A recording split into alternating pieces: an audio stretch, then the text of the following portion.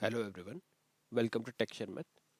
आज के सेशन में हम जॉइंस का एक और मेथड कवर करेंगे और उसका एग्जांपल देखेंगे कि किस तरह की हमारे पास प्रॉब्लम स्टेटमेंट होने पर कौन सा जॉइन हमें यूज़ करना होता है।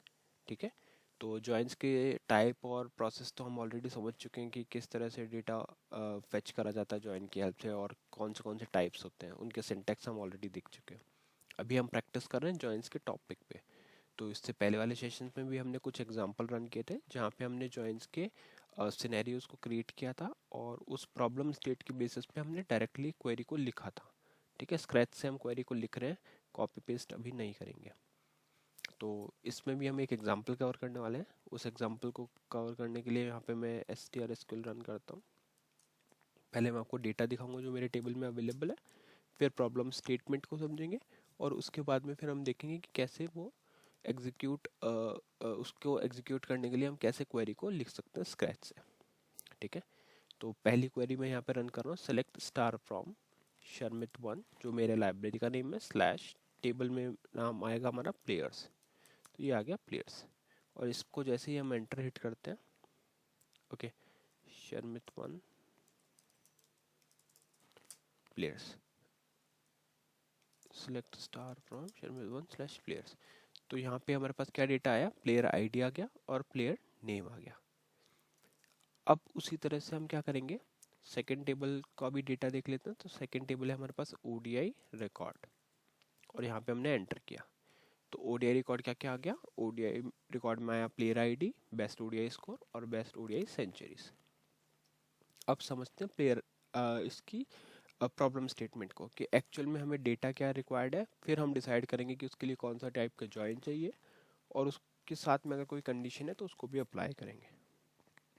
ठीक है, तो अब हमें क्या करना है इसमें, ये देखना है सबसे पहले तो कि जैसे कुछ आईडीज ऐसी हैं जिनका डेटा अवेलेबल नहीं है प्लेयर्स टेबल में। जैसे आप यहाँ देखोगे 80 और 90, ये हमारा ओडीआई रिकॉर्ड में है। अगर यही चीज़ मैं प्लेयर्स टेबल में देखूंगा तो मुझे वहाँ पे डेटा अवेलेबल इसका नहीं मिलेगा। तो यहाँ पे देखते हैं, ये देखो इसका डेटा अवेलेबल नहीं है 80 90 का। उसी तरह से 8 और 77 ऐसा प्लेयर आईडी जिसका डेटा अवेलेबल नहीं है हमारा इस टेबल के अंदर। तो यहाँ पे 8 और 77 का डेटा नहीं है।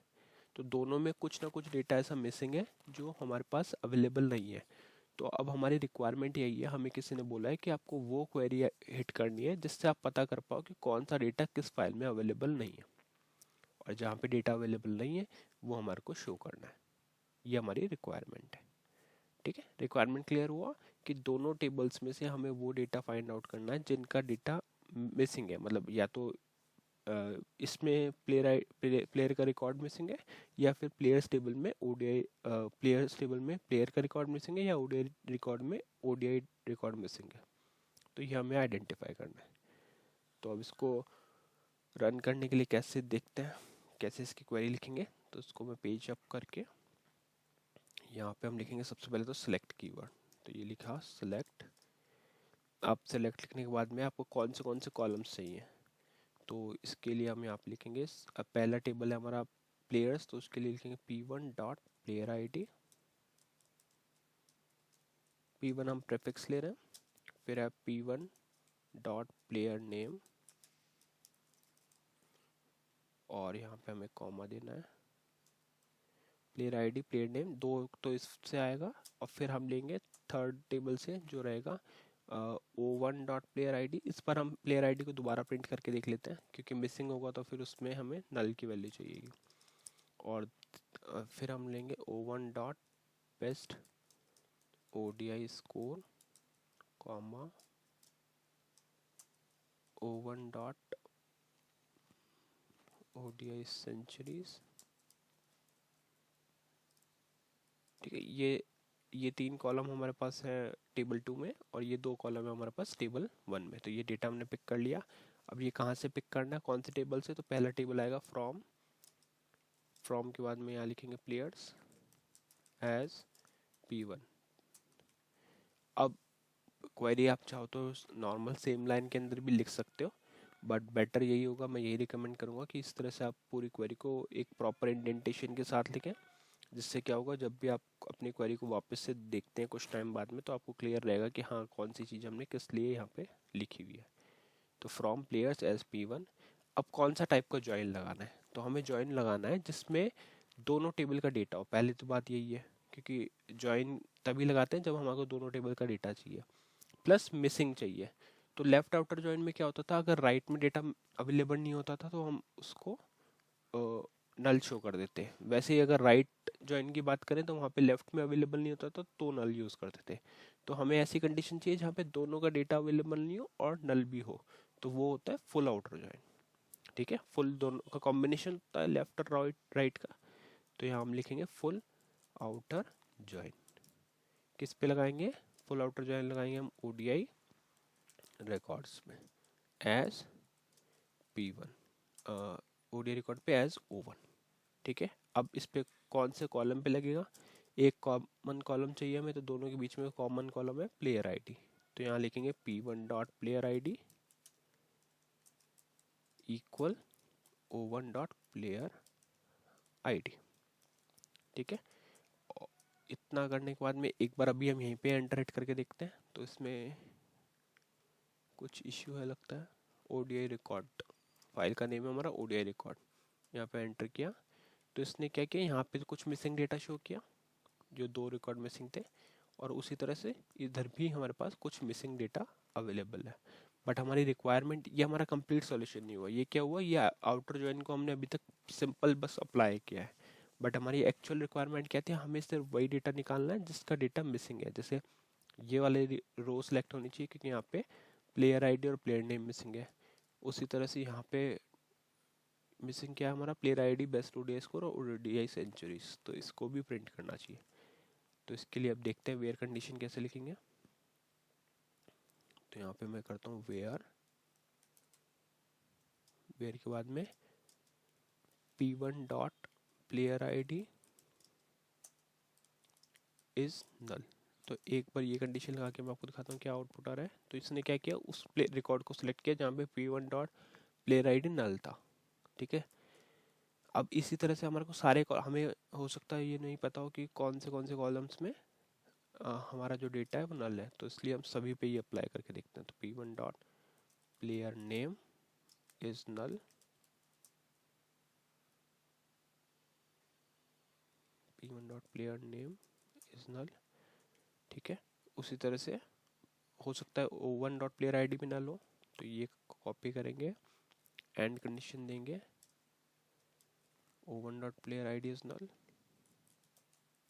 And O1 dot best ODI score, ये भी नल हो सकता है कंडीशन।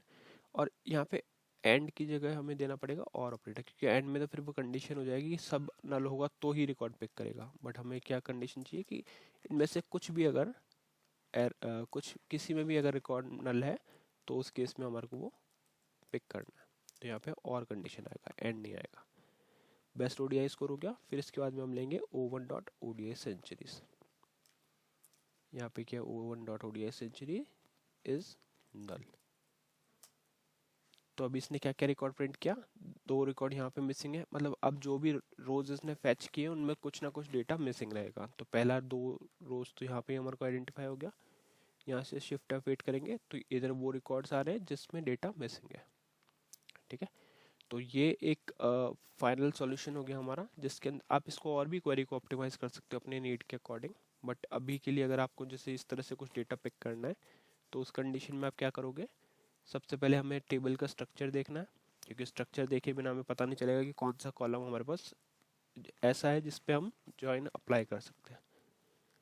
स्ट्रक्चर एक बार आइडेंटिफाई हो गया तो उसके बाद में हमारे को फील्ड सिलेक्शन करना है कि नीड क्या है हमारी, कौन सी फील्ड्स हमारे को शो करनी है। तो यहाँ पे मैंने जैसे डाला P1 dot player ID, P1 dot player name, O1 dot player ID, O1 dot best ODI score, O1 dot ODI centuries. फिर हमें आइडेंटिफाई करना होता है फाइल का। तो फाइल और प्रीफिक्स हमेशा रखें जब भी ज्वाइन रख रहे हैं, क्योंकि ज्वाइन में एक से ज़्यादा टेबल है और एक से ज़्यादा टेबल में सेम कॉलम हो सकता है। तो दोनों कॉलम को सेपरेटली आइडेंटिफाई करने के लिए हमें एक प्रीफिक्स रखना होगा। तो जैसे यहाँ पे प्लेयर्स टेबल के लिए हमने प्रीफिक्स रखा है P1, फिर उस पर फुल आउटर ज्वाइन अप्लाई हुआ, और ओडीआई रिकॉर्ड जो सेकंड टेबल है वहाँ पे हमने एलियास नेम लिया हुआ है O1। तो दोनों फाइल को P1 और O1 के प्रीफिक्स के साथ हम यूज़ करेंगे। फिर एक कॉमन कॉलम चाहिए हमें दोनों टेबल में जॉइन अप्लाई करने के लिए। तो इन दोनों टेबल में जो प्लेयर आईडी है वो कॉमन रहेगा दोनों में। तो ऑन के बाद में हमने p1 dot player ID equal o1 dot player ID. यहाँ तक जो डेटा फैच करके लाएगा वो सिंपल आउटर जॉइन से आएगा, जिसमें दोनों टेबल का कॉम्बिनेशन होगा। और अगर किसी भी रेस्पेक्टिव फाइल में डेटा अवेलेबल नहीं है तो वहाँ पे वो नल शो करेगा। बट एक्चुअल रिक्वायरमेंट ये थी कि हमें वो सब रिकॉर्ड्स शो करने जहाँ पे डेटा अवेलेबल नहीं है, सिर्फ वही रिकॉर्ड। तो उसके लिए हमें क्या करना पड़ेगा, वेयर क्लॉज का यूज़ करना है। तो वेयर आपको लिखना है, और इसका आप फील्ड सिलेक्शन भी कर सकते हो, बट बेटर यही रहेगा कि स्क्रैच से ही आप फील्ड्स को यहाँ पे लिखें।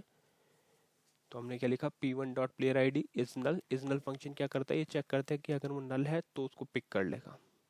ठीक है, इज नॉट नल भी रहता है बट इज नल हम यूज़ कर रहे हैं। और p1 डॉट प्लेयर नेम, इस तरह से जो जो कॉलम में आपको, अब सपोज ऐसी रिक्वायरमेंट है कि आपको प्लेयर नेम अगर नहीं है तो कोई इश्यू नहीं है, तो उस केस में आप इसको चेक नहीं कर सकते, उसको स्किप कर देंगे चेक करना। बाकी सब कंडीशन में और के साथ में आप इसको चेक करोगे, और जैसे ही आप एंटर हिट करते हो तो ये वो सारे रिकॉर्ड्स पिक करके लाएगा जहाँ पे डेटा मिसिंग है। ठीक है, अब क्वेरीज का ये रहता है कि एक सॉल्यूशन, एक प्रॉब्लम स्टेटमेंट को सॉल्व करने के बहुत सारे वेज हो सकते हैं। तो ऐसा भी नहीं है कि यही प्रॉब्लम सॉल्व, इस प्रॉब्लम को सॉल्व करने के लिए यही एक सॉल्यूशन है। हो सकता है आप इसको और बेटर वे में अप्रोच कर सकें, किसी और मेथड के थ्रू, विदाउट जॉइंट्स या किसी भी वे में आप इसको सॉल्व करें तो वो भी वर्क कर पाएगा। बट यहाँ पे हम क्या कर रहे हैं, हम जॉइंट्स के थ्रू इस चीज़ को समझ रहे हैं, इसलिए ये एग्जांपल इस तरह से बनाया हुआ है। ठीक है, और यहाँ पे अगर आपको फील्ड सिलेक्शन प्रॉम्प्ट के साथ करना है तो आप यहाँ सिंपली F4 करेंगे। F4 करने के बाद में आपको इस तरह से दो लाइन में तो आपको आपका जॉइंट्स का डिटेल मिलेगा। ये दोनों लाइंस में सेलेक्ट फील्ड्स है, जो जो फील्ड्स हमने सेलेक्ट करी है, और फिर ये हमारा वेयर कंडीशन है। तो इस तरह से हम अपनी कोई भी क्वेरी को लिखते हैं जब भी आपको जॉइन परफॉर्म करना है। तो सबसे पहले आपको आइडेंटिफाई करना है टेबल, टेबल का कॉमन कॉलम, और फिर उस कॉमन कॉलम के ऊपर आपको जॉइन का टाइप डिसाइड करना है कि कौन से जॉइन से आप बेटर वे में इसको फेच कर सकते हो। और एक बार वो आइडेंटिफाई हो गया तो फिर उसके बाद में सिर्फ वेयर क्लॉज की कंडीशन लगा के हमें उसको यूज़ करना है। ठीक है, तो इस सेशन के लिए इतना ही था। आई होप ये एग्जांपल आपको क्लियर हुआ होगा। नेक्स्ट सेशन में बाकी टॉपिक डिस्कस करेंगे। So thank you for watching tech share math.